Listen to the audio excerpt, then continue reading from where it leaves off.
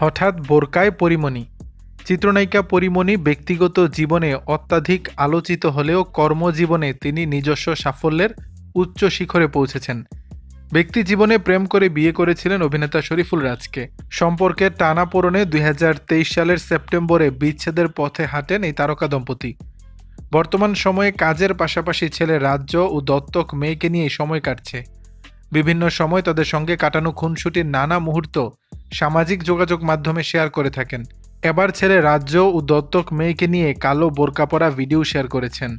ভিডিওতে বলতে শোনা যায়, ছোটবেলার রাজ্য আমাকে মা ডাকতো, এখন আম্মু ডাকা শুরু করেছে। পরি মূলত বাচ্চাদের ভ্যাকসিন দিতে নিয়ে গিয়েছিলেন। ক্যাপশনে পরি লিখেছেন, আজকে দুজনের ভ্যাকসিন ছিল, এটা হলো ছোটখাটো একটা যুদ্ধের মতো।